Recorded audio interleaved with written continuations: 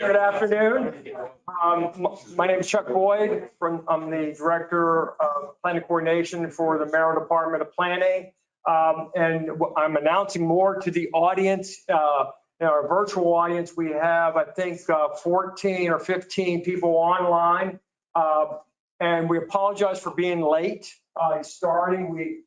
For the folks that are in the virtual world, we were hoping to have a camera working so that you could see us and everyone in the audience here. We have a great attendance here today, but unfortunately, between yesterday and today, the gremlins came in and did something to the camera or our equipment, and we are having problems with that. So we have, if John, if you go to the next slide. Without any further ado, I'm going to turn it over to the director, the Secretary of Planning, Robert McCord, and he will be our MC for today. And again, thank you everyone that's attending, and I look forward to a wonderful ceremony. Thank you, Secretary McCord. Thanks, Chuck. I apologize for the delay. Now I can walk in front of here because it's not video here, right? I'm good. These guys can hear off of these. Thank you for joining us virtually. Sorry, it's a radio broadcast for you guys, but today is our 9th annual Sustainable Growth Award. So I'm happy to be here with you guys. And with us today, we have Mayor Judd Ashman. We have, there you go, we have Deputy Secretary of State, Louis Baronda.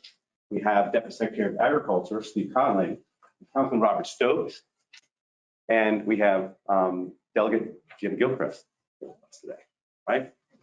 Assistant Secretary Roger Couple. There you Department of There you go. And Assistant Secretary here. Thank you. I'm going to welcome everybody that came today, and the virtual audience. You're welcome. We're going to celebrate these outstanding projects in Maryland. The Growth Awards, the highest level of recognition that we give for well-planned economic and community development, and they are a way to recognize a commitment to successful, sustainable communities, recognize their achievements in leadership and service, community planning and development, and preservation and conservation. We also have 6 honorable mention recipients that will be recognized. Department of Planning is excited about continuing the tradition of honoring people and projects in our towns and big cities, the projects that demonstrate creativity, resourcefulness in our communities, and our commitment towards conservation and preservation of Maryland's natural resources. One of Planning's primary charges: provide technical assistance to our local government. And the recipients of today's awards are best examples of what our department wants to highlight in promoting quality development in our existing towns and cities and strengthening our rural economies. Today's award winners exemplify the diversity of Sustainable Growth Award recipients, ranging from 2 community development, open space, and land conservation advocates from Central Maryland, an urban stream restoration project that is integral with the community's open space system and recreational amenities, a bilingual community farm and educational facility that supports local small farmers, Latino and women farmers and youth, and promotes awareness of sustainable farming practices, an affordable housing development organization that's addressing the need for workforce housing in Kent County, 2 local planning projects, one that advances the community's vision of redeveloping a regional mall, and other establishing comprehensive strategy for walking as a preferred mode of travel in their jurisdiction. The redevelopment project that transformed historic armory to a state-of-the-art entrepreneurship and innovation hub, a strategic component to the downtown revitalization effort. As mentioned earlier, this is our 10th, almost, it would be the 10th actually, 10th annual recognition for Sustainable Growth Awards. The process for this awards began back in May of 2022. Broad outreach effort, nominations in 3 categories of growth awards. The Leadership and Service Award, presented to individuals and organizations for leadership and service that advance the public's appreciation, understanding, or involvement in promoting smart growth and sustainable communities at the local, regional, or state level. Preservation and Conservation Award is presented to individuals and organizations for their accomplishments in protecting or improving farms, forests, natural resources, and the waters of Maryland. And Sustainable Community Award is presented to public or private projects that demonstrate outstanding achievement and serve as examples of smart growth that should be emulated throughout the state. A total of 32 nominations were received this year, the largest number of nominations we've ever received. Projects were from all parts of the state, small towns, rural communities, to Baltimore City. Both public and private sector projects were nominated. Planning Department recruited a review committee of professional planners from throughout Maryland to evaluate the nominations and make their recommendations. The review of nominations occurred in August of 2022. The selection committee consisted of Phyllis Grover, Garrett Knapp, Pat Keller, Kathy Mayer, and Rob Robinson and Brian Schefter. I want to give special thank you to them for reviewing all these exceptional nominations and providing their recommendations. I read every page of every one of them also, but I don't want to be the picking. I take the recommendations of the commission. So as the review committee noted during their deliberations, there were so many outstanding projects that covered such a broad range of topics, making it exceptionally difficult to rank one nomination over the other. We appreciate the review committee members for their service to this program. Now on to the growth award presentations. I'm going to announce the award recipients from each category. We'll have a series of short videos that introduces the person or the project. In some instances, we might also have a short acceptance video from the recipient. After each category of the award videos, we'll make the presentation to the representatives attending today and ask them to make any additional comments. For 16 years, Jim Gilchrist has represented Gaithersburg and Rockville in Montgomery County as a delegate for Maryland's 17th Legislative District. He has championed many legislative initiatives and has been a tireless advocate for open space, land preservation, environmental protection, and sustainable land use planning. He has served on the House Environment and Transportation Committee and chaired the Natural Resources, Agriculture, and Open Space Subcommittee, and chair of the Land Use and Ethics Subcommittee. He served as the House Chair of the Joint Subcommittee on Program Open Space and Agricultural Land Preservation. He also served on the Board of Trustees of the Maryland Environmental Trust, which works with landowners and local communities and citizen land trusts to protect Maryland's most treasured landscapes and natural resources as legacy for future generations. During Gilchrist's 16-year tenure in the Maryland General Assembly, he has been the primary sponsor of 17 bills and co-sponsored 262 bills that have passed into law. Since 2018, Gilchrist has served on the Board of Trustees of the Maryland Historical Trust, an agency dedicated to the preservation of historic and cultural resources. In 2021, Gilchrist sponsored House Bill 860, which became law. It ensures that Maryland's conservation efforts continue by affirming an agricultural land preservation goal of 1,030,000 acres of productive agricultural land by 2030. That same year, he was a primary sponsor of the Tree Solutions Now Act of 2021, which established policy for public and private tree planting efforts and a goal of planting and maintaining 5 million native trees in Maryland by the end of 2031, including 500,000 trees targeted to urban, underserved areas. Gilchrist followed up these legislative accomplishments in 2022 by championing the passage of House Bill 884, which requires the Maryland Department of Natural Resources to identify old-growth forests and to manage these lands in a manner that prohibits logging. Old-growth forests are incredibly rare and unique, encompassing 0.01% of forest land in Maryland. From an ecological standpoint, old-growth forests can store more carbon and nitrogen than other forests and provide exceptional habitat for birds and wildlife. For his many years of public service, the Maryland Department of Planning congratulates Delegate Jim Gilchrist for winning a 2022 Sustainable Growth Award in the Leadership category.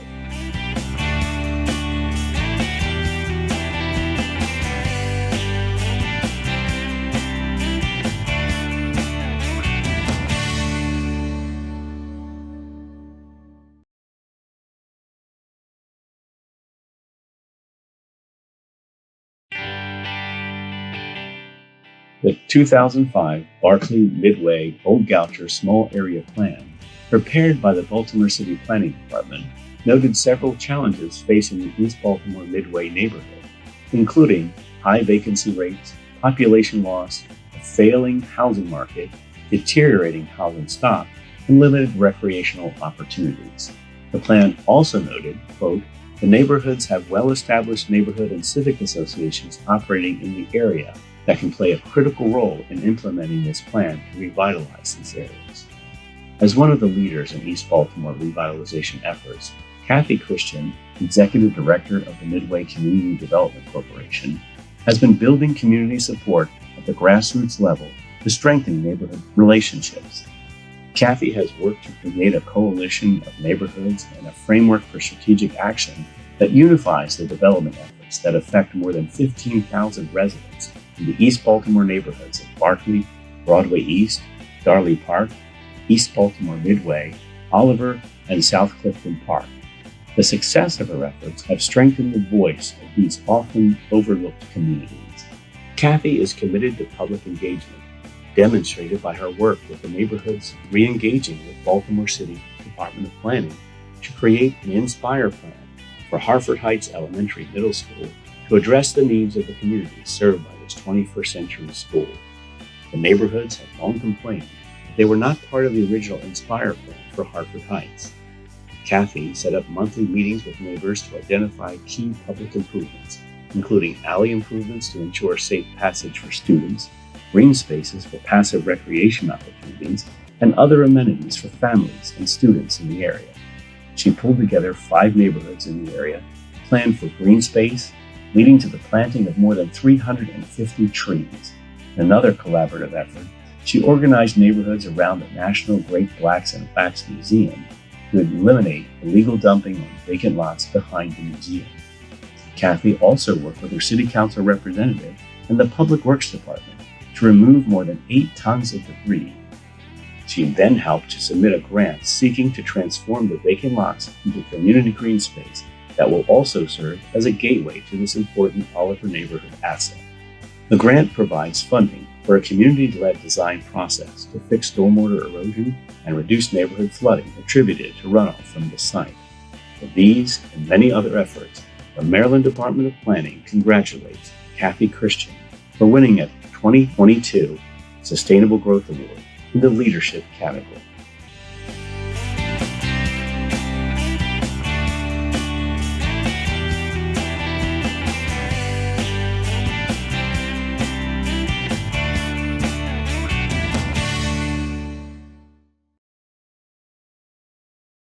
Good, John?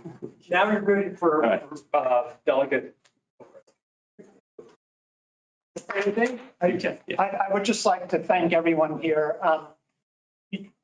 Working on all of these, it's a group effort, and I want to thank Secretary McCord and the Speaker of the House of Delegates, Adrian Jones, for all the opportunities and the ability to help Maryland with all of you. And I look forward to hearing about all the other awards.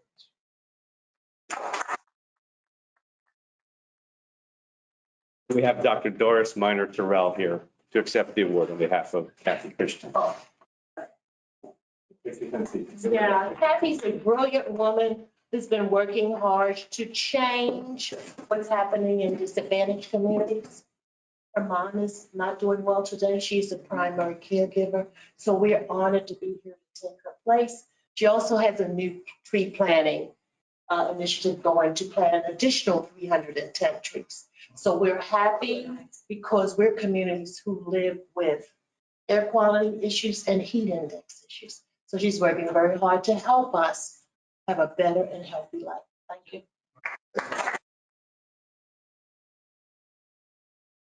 I think Dr. Terrell kind of stole a little bit, but let me tell you, I would not, this is my second term on the council. When you got a chief of staff that detailed, asks the hard questions, make sure that you know what you're talking about, make sure you understand issues. Kathy, that's the reason why I'm on my 3rd term in city council, even though she's not my chief of staff. But when you have somebody in your office that's detailed, very knowledgeable, it makes your job a little easier. Am I right, Del? Yes, you're right. So I'm so honored to just be here and accept this on behalf of Kathy, because now she has that CDC and she's doing a lot of other things, even though she left my office. But, you give people opportunity to grow. So she's doing some wonderful things in East Baltimore. So again, I'm glad to be here to accept this on her behalf. The community had a chance to steal her. Keep up the good work, guys. Thank you.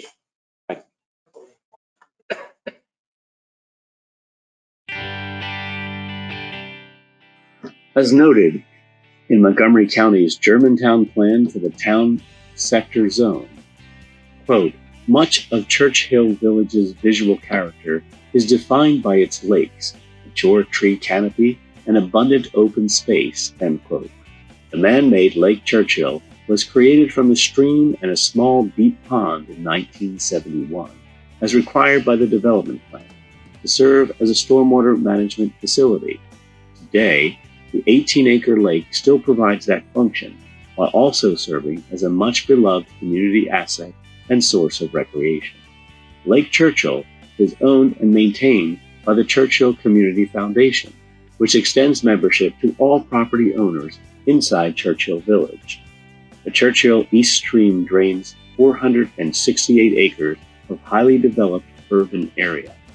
Unmitigated runoff from 17 outfalls has severely eroded the stream, degrading the stream banks, exposing sewer lines, and undermining an existing pedestrian trail.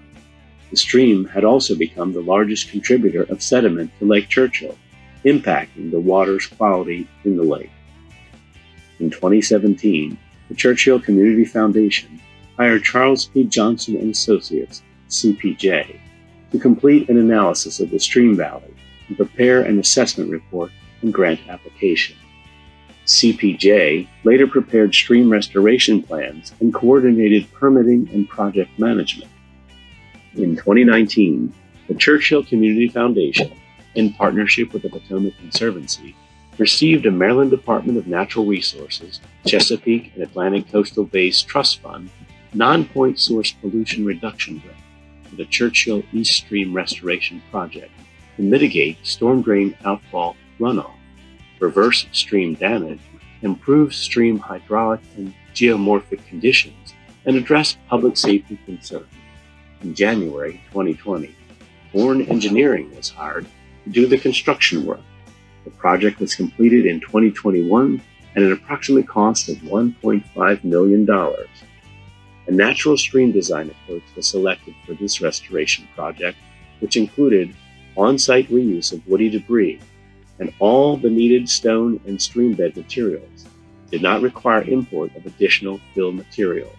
The stream restoration facilities were built with layers of filtering materials such as sand, planting media, riffle stone, to absorb and filter stormwater runoff.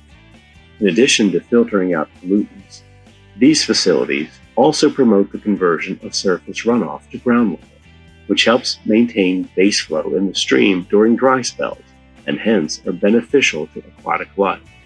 To mitigate the impact of high energy flows from storm drain outfalls, a total of 4 infiltration facilities were constructed along the left bank. The design incorporates vegetated infiltration, shallow wetland pools, and sand filter riffle to capture and dissipate runoff.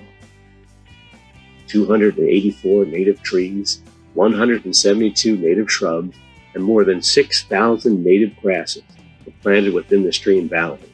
As the trees and plants grow, they will provide shade, shelter, and food for aquatic life, as well as habitat for land animals. Since riprap associated with the storm drain outfalls and stream bank erosion encroached on the existing public trail, the restoration plan includes relocating the trail to higher ground and create a fully accessible and durable pedestrian trail that would promote recreational use of the stream valley and connect an extensive trail system at Black Hill Regional Park. The Maryland Department of Planning extends its congratulations to the Churchill Community Foundation and Charles P. Johnson and Associates for the Lake Churchill East Stream Restoration Project and winning a 2022 Sustainable Growth Award in the Preservation Conservation category.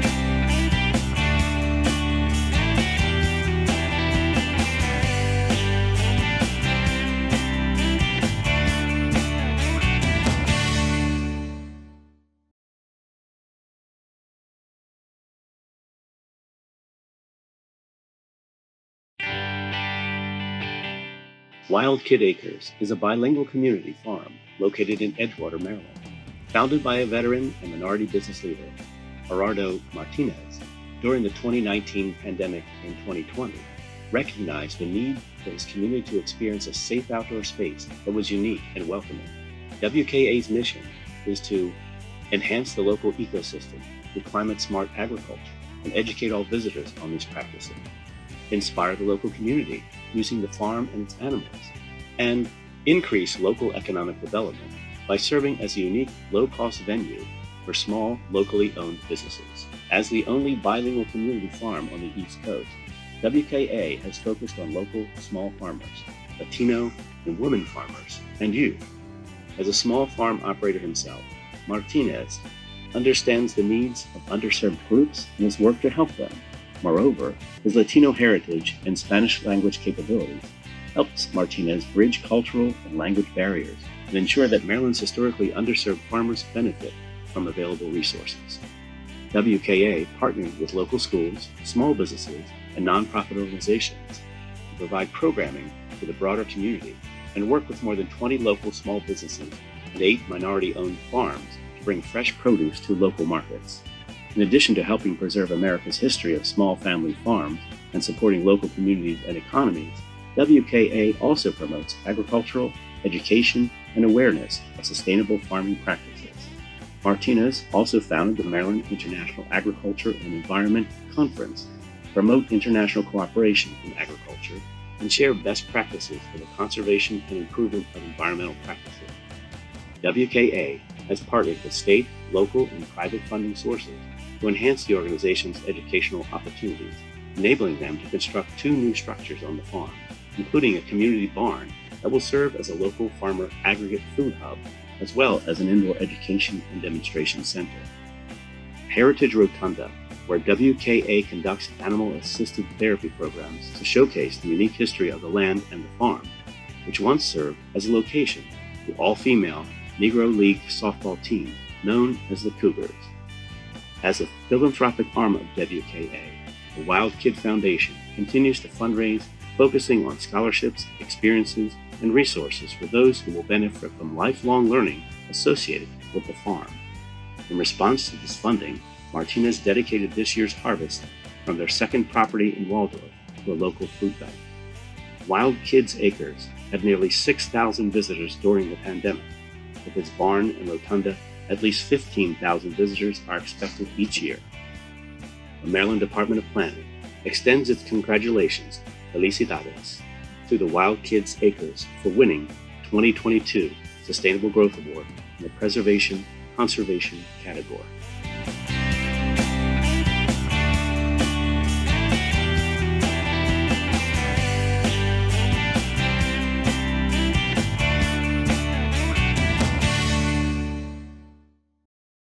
Anything you want to say? Yeah, actually, I have a whole list of people. Please. Because it was a very collaborative. Work your way over to just look at the closet. Go ahead now. We're good. All right, so I want to start off by thanking the Maryland Department of Planning for recognizing the importance of sustainable growth and design in the communities. I want to thank all the residents of the Churchill Community Foundation for seeing the project through. Special thanks to Daniel Talmadge, the board president, who is the lightning rod and a big supporter of the project. Also want to thank Alan Seifert from the Management Group Associates. He was the property manager and he was the linchpin for all of the collaboration through all the stakeholders. We also want to thank Katie Blackman and the Potomac Conservancy, as well as the Chesapeake Bay Trust, and Allison Santoro and Gabe Cohe with the Maryland Department of Natural Resources as funding partners to make the project a reality. And lastly, I want to thank Christopher Perry and all the construction crews of Bourne Environmental, and from our CPJ team, Huang Ta, Kailash Tilhu, Gabby Myers, and Ewell Schwarzenegger for their professionalism, expertise, and craftsmanship in the field. Thank you. Yeah, I just want to say a few things. I know in the video I said a lot about like my name, Martinez, but by far, no way could we have restored an entire property in less than a year without the support of our community. And a lot of them are here, specifically a teacher that has brought students. So when they said we had over 6,000 people visit, those were just visitors that were paying to come and see us and really participate in the programming. We have over 1,000 volunteers that help us every day. Not all at once, thank God. But these families, not only are they Spanish speakers, and we're probably the only ones that can actually serve that community as a Spanish-speaking community farm, but they're from all over the state, and they've included people from Pennsylvania, New York. People have driven to our farm from Tennessee just to visit us because we're the only ones that speak Spanish. So it's like an immensely like huge honor to receive this, but it really is a representation of like the community that we serve. Like we would not be in existence unless those people found refuge and solace and whatever they're finding on our farm, because it's so diverse. It's all due to them. You know, like we just sit there and get the garbage every day. Thank you all so much. Thank you. Probably the most important person.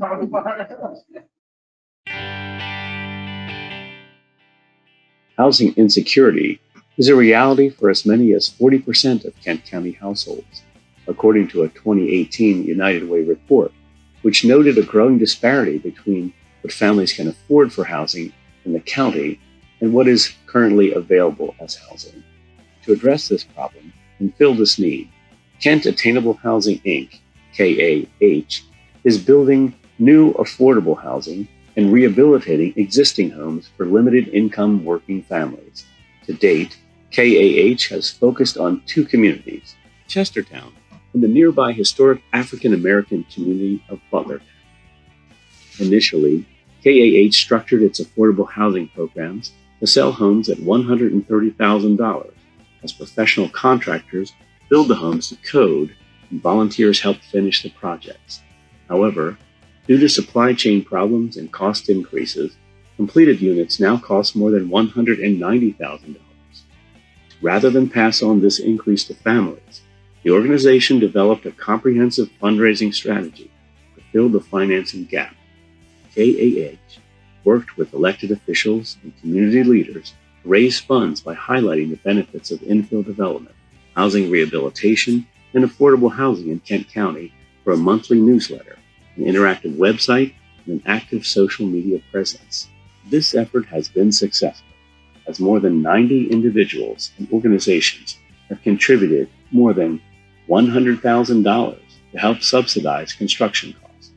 Numerous community partners have provided hands-on volunteer services, including the Rotary Club of Kent County, United Way of Kent County, Rebuilding Together, Shore Rivers, Truist Bank, Unitarian Universal Church of the Chester River, and Emmanuel Episcopal Church. Many have also contributed to the Ed Minch Equity Fund, established in memory of one of KAH's founding members. KAH's first home was built on a previously vacant lot in Chestertown, with a family of 5 purchasing it under a rent-to-own arrangement. A second home in Butlertown was purchased by a family of 4. KAH is also finishing work on a third home in Chestertown. 4 additional homes, 2 in Chestertown and 2 in Butlertown, will be starting soon. KAH has progressed from its modest goal of building 1 new home per year to multiple construction projects in a year, efforts that are helping to make affordable housing in Kent County a reality. Given these successes and the potential of the program, the Maryland Department of Planning extends its congratulations to Kent Attainable Housing for winning a 2020 Sustainable Growth Award in the Sustainable Communities category.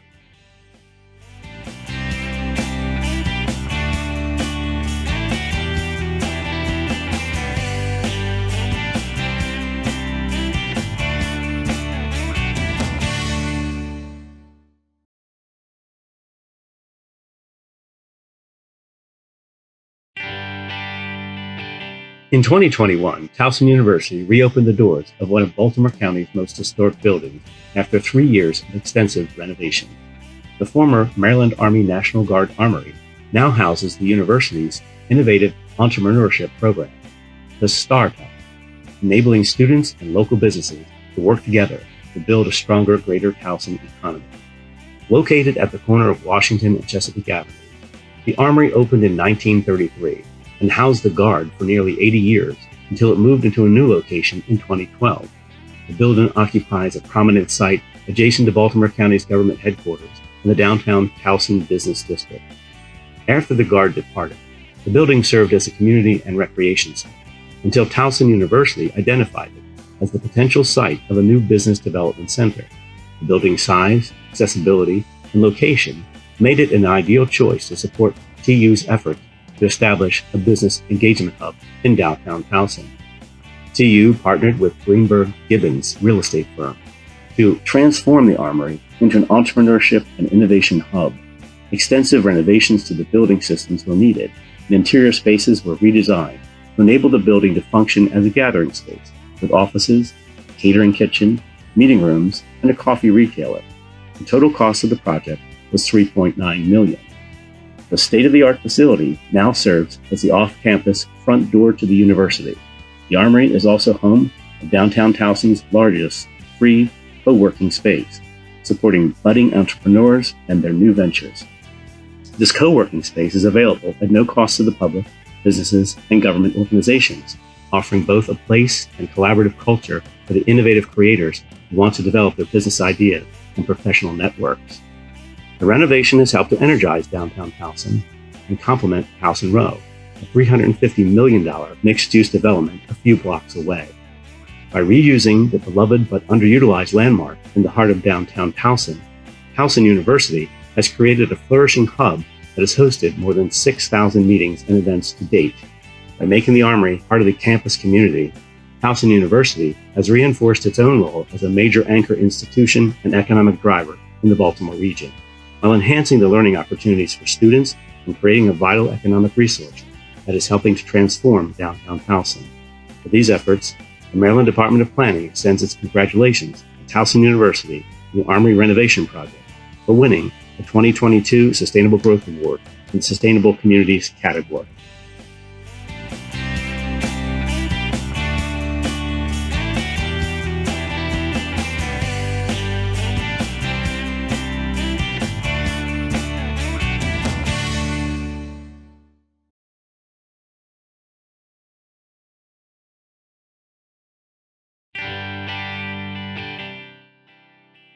The Lake Forest Mall was developed in 1978 as an enclosed regional shopping mall. It was a popular destination. However, what was once the premier shopping and entertainment destination for the Montgomery Up-County area, the mall eventually became a collection of half-vacant storefronts, hollowed big-box shelves, and empty parking lots. Like many other enclosed suburban shopping malls across the country, Lake Forest Mall saw its popularity decline as consumers sought out new experiences, were drawn to newer shopping centers, or simply chose to shop online. Given the fact that the city of Gaithersburg is largely built out but continues to face growth pressures, the underutilized Lake Forest Mall 100-plus acre site presents a great infill redevelopment opportunity to create a thriving community that provides a variety of amenities, housing, jobs, and goods and services. More importantly, the redeveloped Lake Forest Mall would set the standard and serve as a catalyst for further revitalization in the surrounding area. Gaithersburg recognized the importance of the site and wanted to ensure that any future development is sustainable and meets the needs of future and surrounding residents. The mayor and city council directed staff in 2020 to initiate a master plan amendment for Lake Forest Mall, to generate a narrative-based plan that establishes a framework for future development. The Lake Forest Master Plan is not intended to be a prescriptive design plan that establishes block-level requirements and layout, but rather will establish an overall vision for a redeveloped Lake Forest Mall and expresses the elements and strategies to be included. This plan would reimagine the mall site and transform it into a modern, exciting destination. The Lake Forest Mall Master Plan, LMMP, was developed through an extensive, multi-pronged engagement strategy that conducted virtually during the height of the COVID pandemic. The LMMP established a forward-thinking vision that addressed equity, opportunity, sustainability, and resiliency. The plan's vision represents the desires of the community, while also taking into account future growth needs. The plan, which the mayor and city council adopted in August 2021, envisions a mixed-use community with a range of housing types that expand opportunity and affordability. The commercial uses go beyond traditional retail and the multitude of apartment-over-retail developments that dot the city. Job creation of various wage levels and advancement potential are a primary goal of the plan, reflecting a diverse commercial component and not solely minimum wage-related sectors. The plan promotes more experiential uses, like maker spaces, and focuses on growth sectors such as biotech users. The plan envisions all of these uses being integrated by attractive, usable, green, and open space networks.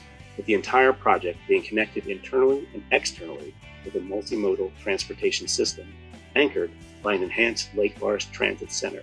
The Maryland Department of Planning extends its congratulations to the City of Gaithersburg Lake Forest Mall Master Plan for winning a 2022 Sustainable Growth Award in the Sustainable Communities category.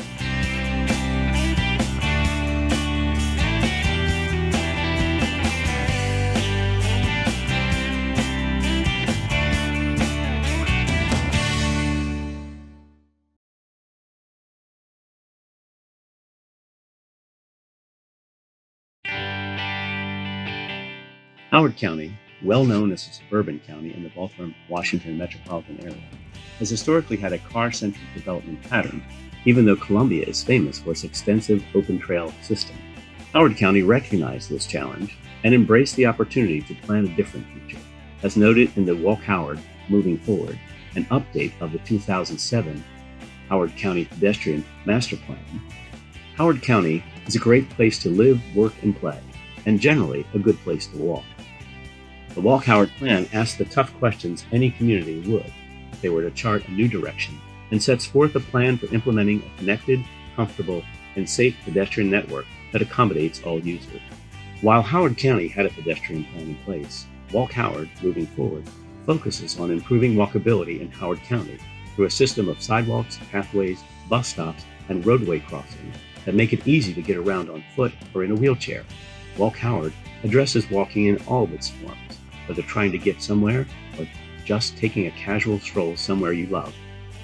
To develop Walk Howard, Howard County completed a field assessment that estimated 343 miles of sidewalks, 915 intersections, and 494 comments.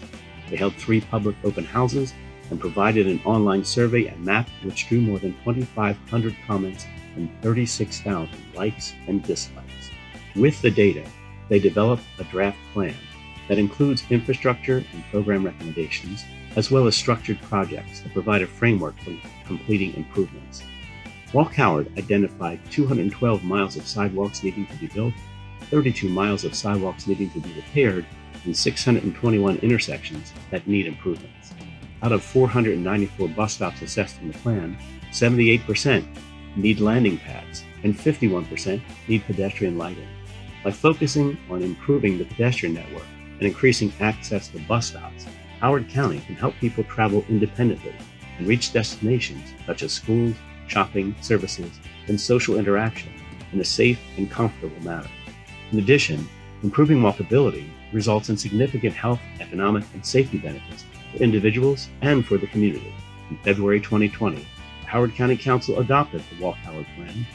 In FY22 and FY23 capital budgets, the county allocated $5.4 million and $8.4 million to support pedestrian and bicycle infrastructure projects to implement the Howard County Pedestrian Master Plan, Bicycle Master Plan, and Complete Streets Policy, as well as maintain existing sidewalks and curb ramps. The Maryland Department of Planning extends its congratulations to Howard County and the Walk Howard Moving Forward Plan for winning a 2022 Sustainable Growth Award in the Sustainable Communities category.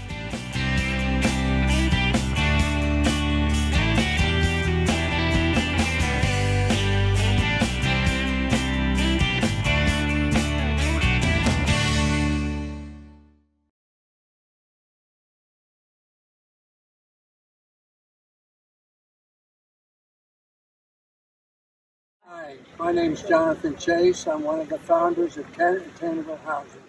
We founded Kent Attainable Housing in 2019 because we thought the question of providing affordable housing to limited income working families was a critical issue in Kent County. Since 2019, we're pleased with our success. We have a lot more to do. We're most proud of the families that overcame hurdles and challenges to get closer to the American dream, home ownership. I'm Lainey Cycley, one of the founders of Kent Attainable Housing, along with Jonathan Chase and Ed Minch.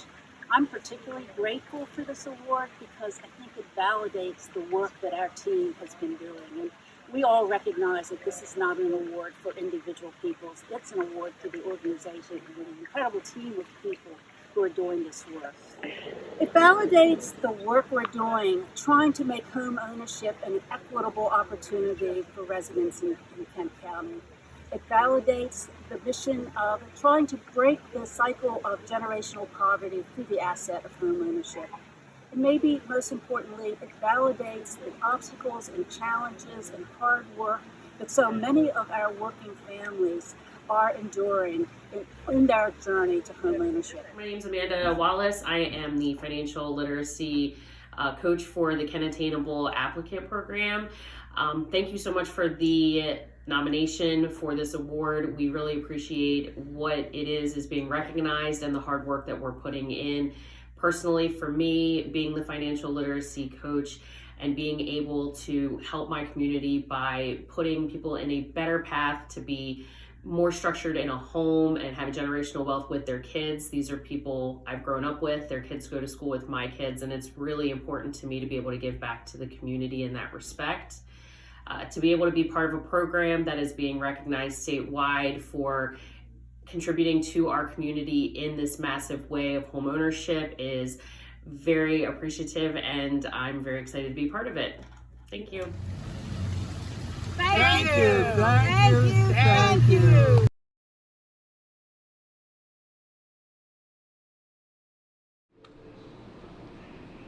Towson University is incredibly proud to receive this recognition as one of Maryland's sustainable communities. The Armory is an historic landmark in downtown Towson, and the sustainable redevelopment and reuse of this building has generated one of the leading economic drivers for our community. As a business engagement center and an entrepreneurial hub, the Armory is a tremendous example of Towson University's ability as an anchor institution to work with local government and the private sector to strengthen Greater Baltimore through economic development, community engagement, and sustainable programming. We sincerely thank the Maryland Department of Planning for this honor. Anything else? We want to just thank the Department of Planning for recognizing this as well. We made a video just because some of our founders been here today, and it's thanks to them that this organization exists. Thank you so much. Just like to thank and acknowledge our development partners, Greenberg Gibbons, as well as TU's president, Kim Schatzel, for encouraging us all to look at this empty building and come up with a creative vision for its adaptive reuse. And also Walden Studio Architects and Chesapeake Contracting, and all the people at Towson, including the people at our startup that worked so hard to finally bring it to fruition. So thank you. Thank you for Sure. So I'm Judd Ashman, Mayor of Gaithersburg, and standing with me is John Schlichting, our Director of Planning and Code Administration. And on behalf of our city staff and our residents, and particularly our awesome planning department, we want to thank you, Mr. Secretary, and Chuck, and Maryland Department of Planning for this recognition.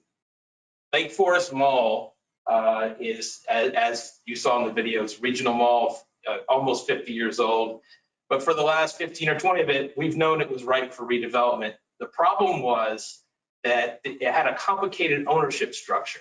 There were 5 owners, and they were bound by a legal agreement that would not allow any one of them to make a change without the permission of the other 4.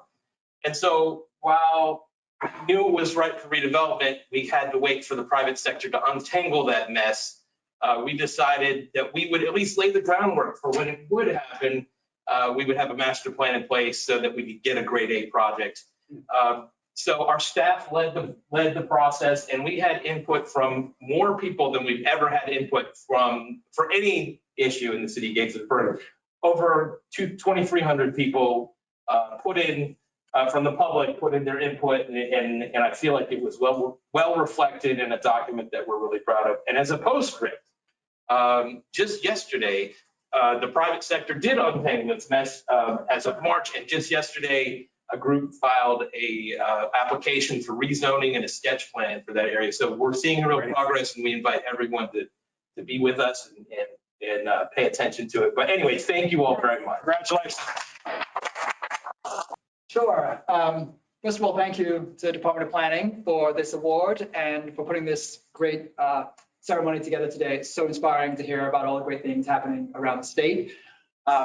I'm Chris Etoff. I'm with the Howard County Office of Transportation. I'm the bicycle and pedestrian coordinator, and I did work on the Walk Howard plan, but so did many other people.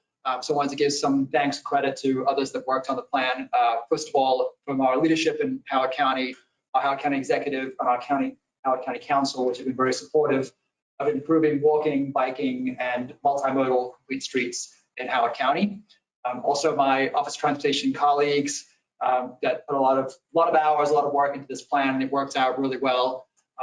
In particular, David Cookson, Rashidi Jackson, and Albert Engel that worked on the plan. And then to my colleagues in the Department of Public Works that are working to help us implement this plan, because it's great to plan, but it's even more satisfying when you see the plan getting implemented. So thank you to those, and thank you. I just want to just mention that Francine Waters from the Maryland Department of Transportation nominated this, and the efforts that they have of promoting Walktober. This was a great example of the work of implementing those those walking initiatives at the local level. So thank you. That's the first one. All right. We like to share the best practices. We like to tell people about what else is happening, even if they didn't get this award. It's an honorable mention. It's kind of Secretary's discretion. I'm going to make sure I mention some of the projects that need mentioning. The Purple Line Corridor Coalition, established in 2013, focused on maximizing the benefits of Maryland's largest transit investment in the 21st century for all residents and businesses, and to address potential disruption and displacement from construction of that line. The PLCC brings diverse stakeholders together to develop policies and actions leading to sustainable development that is racially and economically equitable. So that is an honorable mention for the Purple Line Coalition. Yeah, so I'm Sheila Somashekar with Purple Line Corridor Coalition. This is my colleague Laura Steerfoss with Enterprise Community Partners. Our work along Maryland's Purple Line is all about collaboration. So many people to thank. Just first off, it's a huge honor to be acknowledged for this work. That's not why any of us do it, but we really appreciate it. I'd like to thank my colleagues at the National Center for Smart Growth, where the Purple Line Corridor Coalition is housed, and in particular, Kim Ross, who is a consultant to the coalition since its founding and is an unsung hero in the work.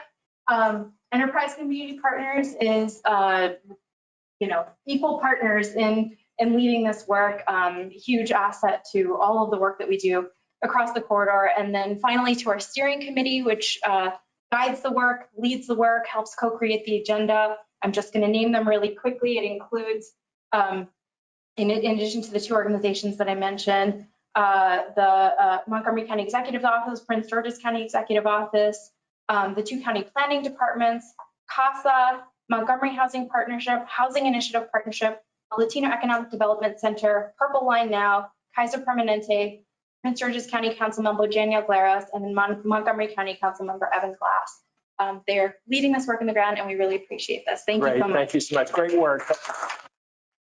Now, the next we have Maryland Agricultural and Resource-Based Industry Development Corporation, MARBIDCO's Next Generation Farmland Acquisition Program.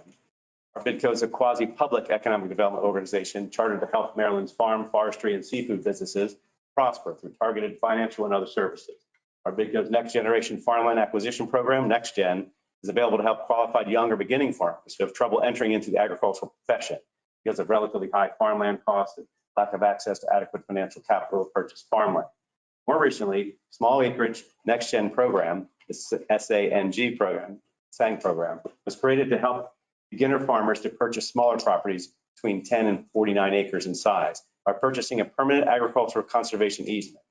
MARBIDCO reported its first SANG program transaction for 25-acre farm purchase in Frederick County, June 21st. In FY21, there were 9 NextGen and small acreage net generation programs, projects totaling $1.8 million. So congratulations for Maryland Agriculture. Steve, you want to say a couple words, please? Yes, thank you. We're so honored to be recognized in this way. We really appreciate it. We need to give a shout out to Deputy Secretary Steve Conley and his team at the Maryland Agricultural Land Preservation Foundation, which have been so instrumental in helping us with this program. We also need to give a shout out to your staff, Mr. Secretary. Chuck and Dan Rosen, who was here earlier, have been very helpful back with the Rural Economies Work Group of the Sustainable Growth Commission. which was actually a catalyst for getting our next generation program funded through work that was done in 2017, 2016, first time funding in 2018. Finally, need to recognize a couple of legislators. Former State Senator Mac Middleton has been so instrumental in supporting this program, and Delegate Jim Gilchrist, who's here, another huge champion for this program. We thank everybody, and we thank you especially. College Park City Hall project, unique joint venture between the City of College Park, University of Maryland, and the Terrapin Development Company. Through the partnership, the resulting redevelopment is a 90,000 square foot building divided into 3 condominium units. College Park unit is 38,000 square feet and includes the offices for city administrative staff, city council chambers, 3 public meeting and community rooms, and a large central lobby. The University of Maryland unit consists of 45,000 square feet of office space, home to the university's facilities management department. Finally, TDC owns 7,000 square feet retail unit that has been subdivided into 4 suites fronting the nearby 10,000 square foot public plaza. So We have Bill Gardner on the line. I don't think anyone from College Park is here, but we have Bill Gardner on the line. Can you unmute him? And Bill, if you want to say a few words, we will mail you your certificate. Great. Well, first, thank you very much for the recognition. And I'd like to give a shout out and thanks to all the partners in this project, starting with the University of Maryland and the Terrapin Development Corporation. This is a $50 million city and university commitment to our downtown, our Main Street, Baltimore Avenue, and a beautiful building, beautiful plaza. It's been used this summer so much for community events that we didn't really have a space to do in the past. So great project. Thanks for the recognition. And I'd also like to thank Design Collective, our architects, Davis Construction, the construction management team, and Redgate, our project managers. And thank you for the acknowledgement. Thank you very much. next is the City of Frostburg City Hall Police Station renovation project. A repurposed old police station into the current police station and City Hall located at 37 Broadway Street in Frostburg. Built in 1955 for commercial use. The City of Frostburg in 1973 moved the police station and City Hall to 37 Broadway Street, building and shared the space for nearly 30 years. 2004, the City of Frostburg relocated City Hall to the donated Fidelity Bank. But in 2016, a feasibility study was conducted to determine if both the operations of the police department and City Hall could once again be accommodated at 37 Broadway with building additions. The newly renovated building features many energy efficient design components, all LED lighting, occupancy centers, insulation, and energy efficient windows. The police department was expanded and designed to meet current needs with a few comfortable break room and a secure reception dispatch area. The City Hall offices are now served by an elevator that have secure and efficient layout design for the city's operations. The city will be donating the vacant former City Hall to Frostburg State University, which has embarked on a $6 million project to rehabilitate the building, develop it into a regional science education facility and challenger center. So congratulations, City of Frostburg. And unfortunately, the City of Frostburg couldn't make it for the event. However, they are online, and I believe Mayor Flanagan is online, and we welcome some comments from the mayor. Very good. Good afternoon, everyone. Greetings from Western Maryland and the City of Frostburg. I'd like to thank you all for the recognition. This project was kind of something that's been in the works since before I came into office back in 2008. It was always a discussion about bringing us back to Broadway.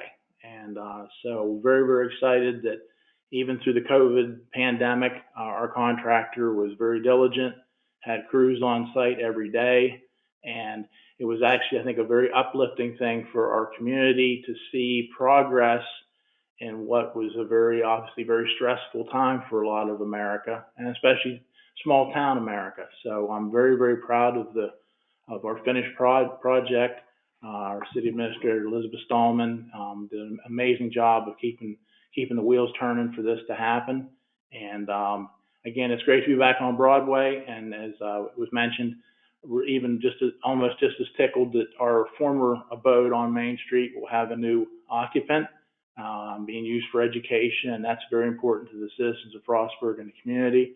So it's all green here. I'd again like to thank you for the recognition. Thank you. So again, thank you so much and great congratulations on the project. Thank you all again. Take care. All right, the next one's the Powell Building, known as a true beacon in the landscape of Salisbury, Maryland's historic downtown district, which was originally built in 1937. November 2020, Opportunity Street LLC completed the redevelopment of downtown Salisbury's historic Powell Building, transforming it into a mixed-use luxury apartment building. Revitalization of the Powell Building has helped to attract city residents who have made downtown Salisbury not only a place to visit, but a place to call home. Powell Building has become an anchor of the business district. Congratulations, Powell Building. I guess first off, thanks to the Maryland Department of Planning for recognizing us on the Eastern Shore. You know, we're way down in Salisbury, so. Great place up. Yeah, great place, you know, born and raised, so I love it. But this project was really exciting. It started out as a very daunting rehab project and quickly built a lot of excitement in the community. Really enjoyed it. I'd like to thank my architect, Fisher Architecture out of Salisbury, and my development partners who couldn't be here. Yeah, very rewarding project and exciting. Thank you. Super, thank you so much. And then finally, we have Fairland and Briggs Cheney Planning Area Scenarios, a University of Maryland Studio project. The Fall 2021 Community Planning Studio at the University of Maryland College Park performed a planning analysis and developed 3 planning scenarios for Fairland and Briggs Cheney Planning Area located in eastern Montgomery County. Fairland and Briggs Cheney straddles Route 29 corridor, a major regional transportation and commuter route linking to Howard County in the north. University of Maryland Studio Scenario exercise concluded that inaction, maintaining the status quo, or incremental change, promoting reform, was not enough. Only by having the courage to move beyond these unacceptable futures into one where justice and sustainability are truly realized, planners have a lasting impact on the lives of the people for whom they plan. So for their efforts, we give them also an honorable mention. From the student awards? Yeah, former students. First of all, I want to thank Secretary and the Department, our whole class, and our program director, Professor Clara Griswold. Thanks also to the National Center for Smart Growth, which arranged this client relationship with MNCPPC, our interlocutors, who are really wonderful, and of course, all the people from Briggs Cheney. You know, as former students and now practicing planners in the state of Maryland, I think what's just so wonderful for us is to live in a state that so much values planning, as we see in all these wonderful projects, and so deeply enriches the lives of its residents. Very good. Anything else? No, I think he did perfectly well.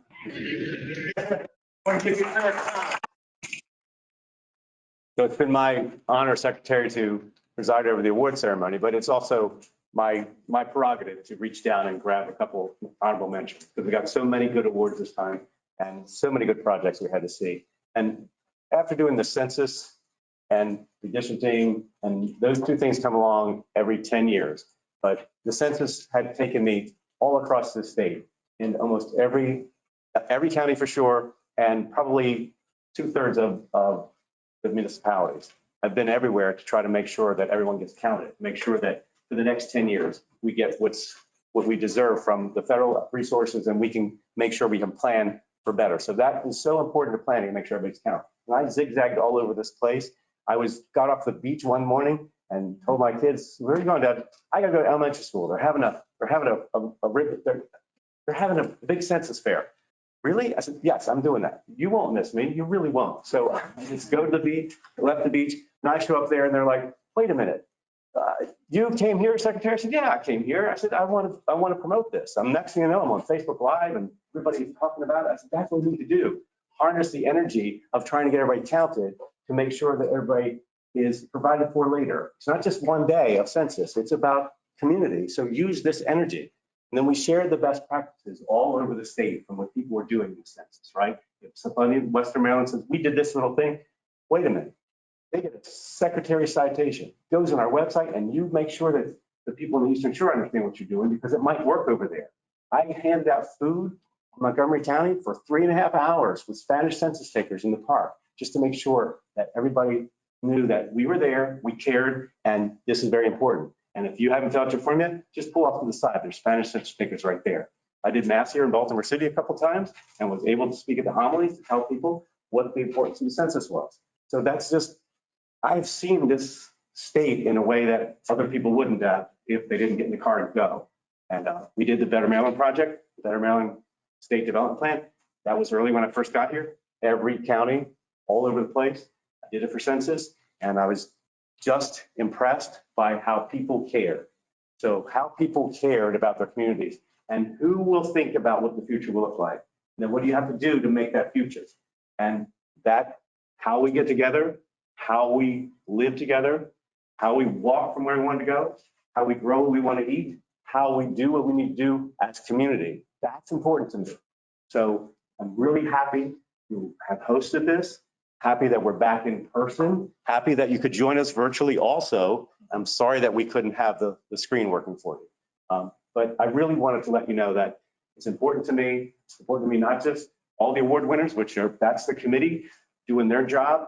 And then it's my prerogative to reach down and say, let's recognize something else. Let's share the best practices. When people ask you about your project and how you got it done, I encourage you, just make the time. Explain how you got it done. Somebody can do the same or similar thing somewhere else. So if you don't keep sharing best practices, then you don't share the knowledge and make more community. You got to make a community everywhere. That's not on my script. That's why we do this. That's why I'm dedicated to making sure that people get recognized for the work that they do. So please continue to monitor the activities of the planning department through our webpage. Consider subscribing to our planning practice monthly newsletter. Planning department begin planning for the 2023 growth awards in early 2023. Look for the announcement in the coming months. We will be posting the videos on our webpage. We keep trying to share best practices. We try to make sure that people have the Department of Planning as a resource for what they want to do. And everybody that says to me, my regional planner, my people here in the city at the main office, they're all very helpful. Good office, Western Maryland, Southern Nation, Lower Eastern Shore, Upper Shore. And those people are fantastic. I have a staff that will do the work to make sure that as best possible, they can help you be pointed in the right direction to make your vision come true. So I want to just congratulate my staff, because without the staff, the person sitting at the top is nobody, right? The person at the top's got to drive things. I get that. But the staff has to be good at what they do. And my staff is very good at what they do. And so I would invite you to give a hand to my staff, and then wish you all a very good afternoon. Thank you so much for coming and making this a success. I have to get back together live. Thank you.